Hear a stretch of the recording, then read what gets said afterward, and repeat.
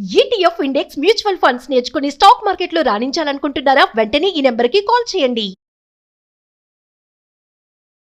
నమస్తే రమగారు. నమస్తే జయ. ఏదైనా ఒక మంచి కథ చెప్పండి అండి. గజపతుల కథలు ఇదివరకు చెప్పుకున్నాం. తెలివైన మంత్రుల కథలు చెప్పాం కదా. ఈ గజపతుల కథలు ఒకటి చెప్తాం.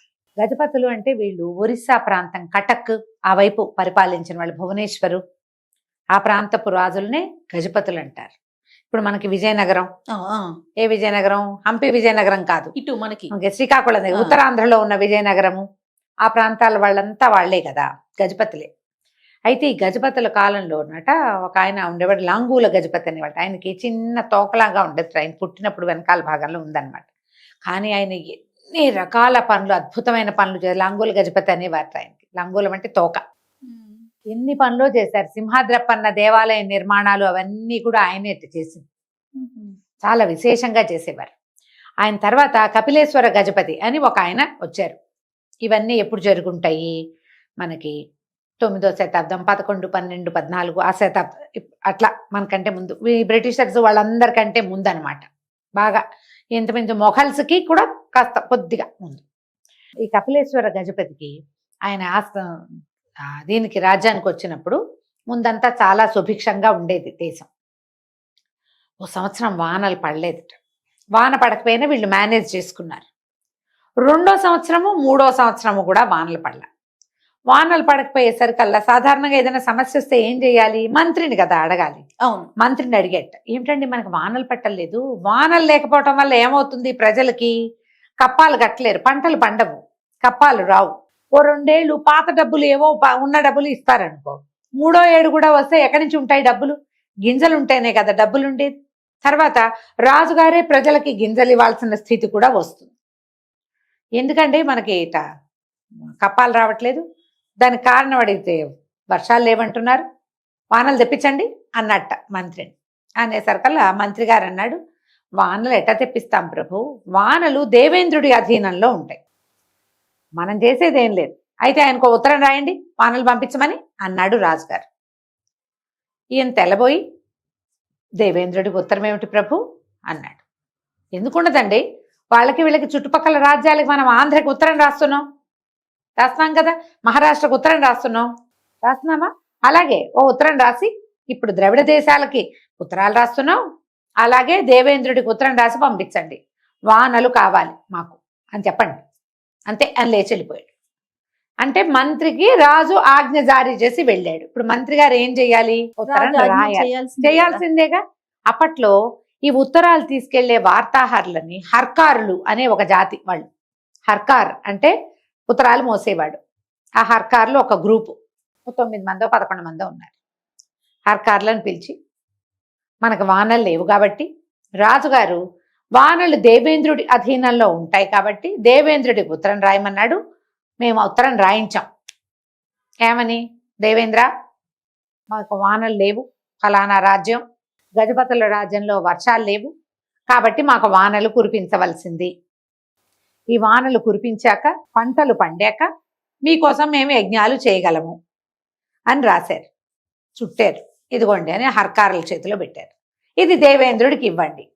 వీళ్ళు మొదట అన్నారు, తర్వాత అట్టింది, దేవేంద్రుడికి కేటాయిస్తాం బాబు. ఏ రాజ్యానికైనా వెళ్ళాలంటే ఒక దారి ఉంటుంది, బాట ఉంటుంది. పోని దారి బాట లేవు, దిక్కుంటుంది. కనీసం తూర్పుకి వెళ్ళాలి, లేదా పడమటికి వెళ్ళాలి, లేదా దక్షిణ దేశం. ఇప్పుడు మనం ఉన్నాంగా దక్షిణంలో, దక్షిణ దేశం దిగుతాం, కిందకి సముద్ర తీరం వెంబడి నడుస్తాం, ఎవరో ఒకళ్ళు కనపడతారు.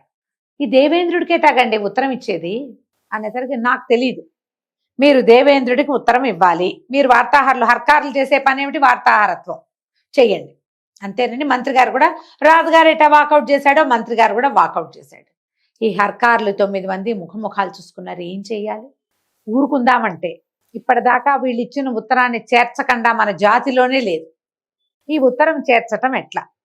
పోని ఊరుకుందాం, మన వృత్తికి అన్యాయమే చేద్దాం. వాన పడకపోతే మీరు ఉత్తరం ఇవ్వలేదంటారుగా వీళ్ళు, అందుకని పారిపోదాం అనుకున్నారు. పారిపోవాలి ఇక్కడి నుంచి, దేశం విడిచిపెట్టేద్దాం. ఇంకేం చేస్తాం, దక్షిణ దిశగా వెళ్ళిపోదాం, అక్కడ ఎవరో ఒకళ్ళ దగ్గర ఏదో ఒక పొట్ట పోసుకుందాం అనుకుని. కానీ ఈ ఉత్తరం చేర్చాలి, ఎక్కడికి ఎలాగా అని ఆలోచించారు. ఈ రాజ్యానికి ఎల్లలు దాటాక ఇక పురుషోత్తమ దేశం అంటే పూరి, ఆ పురుషోత్తమ పట్టణంలో జగన్నాథుడి దేవాలయం ఉంది. స్వామివారి పాదాలకు అప్పచెప్దాం. ఓకే. ఇప్పుడు ఈ ఉత్తరం పట్టుకెళ్ళి స్వామివారి పాదాల దగ్గర పెడతామంటే గుళ్ళో వాళ్ళు ఒప్పుకోవద్దు, ఇచ్చేస్తారు వాళ్ళు. మళ్ళీ వెనక్కి అక్కడ ఏం పెట్టినా తిరిగి ఇచ్చేస్తాడు ఆయన, అక్కడ ఉంచుకోరు వాళ్ళు. సరే వీళ్ళు ఏం చేశారు, హర్కార్లు వెళ్ళిపోయి దేవాలయంలో దాక్కుని తలుపులు వేసే సమయానికి వీళ్ళు లోపలికి చేరిపోయారు.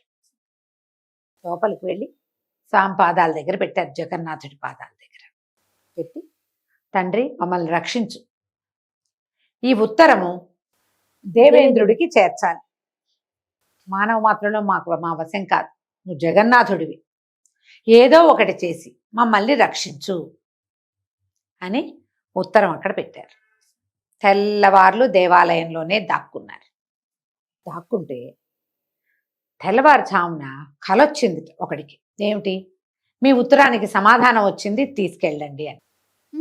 వాడు లేచి అందరికీ చెప్పాడు. అందరికీ అదే కలొచ్చింది, మీ ఉత్తరానికి సమాధానం వచ్చింది, తీసుకెళ్ళండి. హర్కారులు ఆశ్చర్యపోయారు. వాళ్ళు గబగబా స్వామివారి దగ్గరికి పరిగెత్తారు. జగన్నాథుడి పాదాల చెంత వీళ్ళు ఒక కాయ పెట్టారు కదా, ఒక ఉత్తరం, దాని స్థానంలో ధగధగలాడుతున్న ఇంకొక ఉత్తరం కనపడింది. చేత్తో పుచ్చుకున్నారు. పట్టుకుంటేనే ఒక చల్లు మంది సంతోషం పట్టలేకపోయారు. స్వామివారు చెప్పాడు, ఒకటికి కాదు 9 మందికి ఒకే సకాలు వచ్చింది. పైగా ఈ కాగితం మనం పెట్టింది కాదు. అంతకుముందు ఏం చేశారు వీళ్ళు, క్లాత్ మీద రాసేవాళ్ళు. అది ఎట్లా ఉండేది, ఒక కర్రకి అంటించి ఒక క్లాత్ దాని మీద రాసి రెండో కర్ర పెట్టి చుట్టి ఇట్లా చుట్టడం లాగా ఉండేది. దానిట ఒక గొట్టంలో పెట్టేవాళ్ళు, ఉత్తరం మాసిపోకుండా. ఇప్పుడు అక్కడ ఉన్నది ఒక బంగారు గొట్టం. అంతకుముందు వీళ్ళు పెట్టింది వెదురు గొట్టం. అది అందులోంచి ఉత్తరం తీస్తే ఆ వస్త్రం ఎక్కడిదో, మనకి తెలిసిన కాటన్ బట్ట కాదది. సంతోషం పట్టలేకపోయారు. సమాధానం చెప్పాడు జగన్నాథుడు. అది పుచ్చుకుని హర్కార్లు ప్రధానమంత్రి దగ్గరికి పరిగెత్తారు. మీ ఉత్తరానికి సమాధానం వచ్చింది, ఓ ఇదిగోండి. ఆయన నిర్ఘాంతపోయాడు. ఏమిటి, దేవేంద్రుడి పట్టుపోయి ఇచ్చారా, సమాధానం వచ్చిందా అంటే అప్పుడు వాళ్ళల్లో ఒకటి చెప్పాడు, దేవేంద్రుడికి ఏ విషయం చెప్పాలన్నా ఉపేంద్రుడికి చెప్పాలి. ఉపేంద్రుడి అవతారమైన జగన్నాథుడికి ఈ ఉత్తరం మేము ఇచ్చాం. ఆయన దానికి సమాధానం తెచ్చాడు, ఇదిగో. ఆశ్చర్యపోయాడు మంత్రి. నమ్మలా, ఈ కలికాలంలో అట్లాంటివి నమ్మగలవా? కానీ ఆ ఒక్క ఉత్తరం పట్టుకుంటే ఆయనకు తెలిసింది ఇది మనం చేసింది కాదు, అసలు ఇది మానవ నిర్మితం కాదనిపిస్తుంది ఆయనకి. అదొక బంగారు గొట్టం. అలాంటిది అసలు ఆయన చూడలేదు ఆయన జీవితంలో. అది తీసాడు. తీసేసరికల్లా ఒక పట్టు వస్త్రం మీద అసలు ఎట్లాంటి లేఖ అంటే అది, ఆ రాత మనిషి రాశాడని నమ్మలేకనట్టుగా ఉంది. అలాగే మీకు కావలసిన వానలు త్వరలో కురిపిస్తాను అని రాయబడి ఉంది. ఆ ఉత్తరం తీస్తున్నప్పుడు చదువుతున్నప్పుడు ఆయనకి తెలియకుండానే ఆనంద బాష్పాలు వచ్చేస్తున్నాయి ప్రధానమంత్రికి. అసలు ఇట్లాంటిది ఒకటి మన దగ్గరికి రావటమే శుభసూచకంగా తోచింది. అవాల్టికి సరిగ్గా 9 రోజుల తర్వాత మొత్తం దేశం అంతా వానలు కురిసినాయి. బంగారు వాన పడినంత సంతోషించారు. కావలసినంత పడింది. ఎప్పుడో చల్లిన గింజలు కూడా మొలకెత్తినాయి, కొత్తగా చల్లిన గింజలు మొలకెత్తినాయి. ఎంత బ్రహ్మాండమైన పంట పండిందో. 3 ఏళ్లలో 1.5 సంవత్సరం కట్టి సంవత్సరంన్నర నుంచి ఏమీ రాలే డబ్బులు. మొత్తం బకాయిలు కట్టేశారు ప్రజలు మొత్తం. ఈ ఉత్తరాన్ని దాచిపెట్టుకున్నారు. ఇప్పటికీ ఆ తర్వాత గజపతులు ఎప్పుడు కూడా వాళ్ళు భగవంతుడికి ఏదైనా నివేదన చేయాలంటే లేఖా రూపంలో రాసి స్వామివారి పాదాలకు సమర్పించే అలవాటు అయింది వాళ్ళకి. ఓహో, అక్కడ ఎంత ప్రత్యేకమైన ఉంటాయో. పూరిలో రాజుగారు నడువుకి తువ్వాలు కట్టుకుని రథం ఊడ్చి నీళ్లు జల్లి శుభ్రం చేస్తాడు. రాజే చీపురు పుచ్చుకుని ఊడవాలి అక్కడ. అసలు పూరి ప్రతిదీ ప్రత్యేకత కదా రమ్మగారు. అన్ని అన్ని అన్ని ప్రత్యేకమైనవి. అద్భుతాలు. జగన్నాథుడు అట్లా పలుకుతాడు. లోపల ఆస్థ కావాలి అంతే. నీకు ఎక్కడైనా సరే భగవంతుడు పలుకుతాడు చేయాలి. కొన్ని దేవస్థానాల్లో అది ప్రత్యేకంగా కనపడుతుంది. అక్కడ ప్రతి వాడిని పట్టుకుంటాడు ఆయన. జస్ట్ వీడొక్క అడుగు వెయ్యాలి అటువైపు, అంతే. అటువైపు అడుగు వేసిన ప్రతి వాడి చేయి పుచ్చుకుని నడిపిస్తాడు. ఎక్కడి నుంచి వస్తారు పూరికి? అవునండి, అసలు పూరి రథయాత్రని మించిన యాత్ర ఇంకొకటి ఉండనే ఉండదు. ప్రపంచం అంతా చేరిపోతుంది అక్కడికి. ఇప్పుడు మనకి దేశమంతా అన్ని ఉత్సవాలు అలా అవుతున్నాయి, కానీ ఎప్పుడు రథయాత్ర ప్రత్యేకమైంది. అలాంటి ప్రత్యేకత ఇంకెక్కడా ఉండదు. అందుకని ఈ గజపతులు ఆ ప్రాంతం వాళ్ళంతా జగన్నాథుడు అంత ప్రత్యక్ష స్వరూపుడుగా, ఉత్తరం రాస్తే దానికి సమాధానం కూడా ఇవ్వగలిగేవాడుగా చెప్పుకుంటారు. ఆ తర్వాత ఎప్పుడూ ఇంకా ఆ ప్రాంతంలో కాటకం రాల, వానలు పడకపోవటం అన్న మాటే లేదట. దేవేంద్రుడికి లేఖ రాసి సమాధానం తెప్పించుకున్నారు కథ కంచికి మనం ఇంటికి. అంత అద్భుతంగా ఉందో రమ్మగారు. నమస్తే. నమస్తే జయ.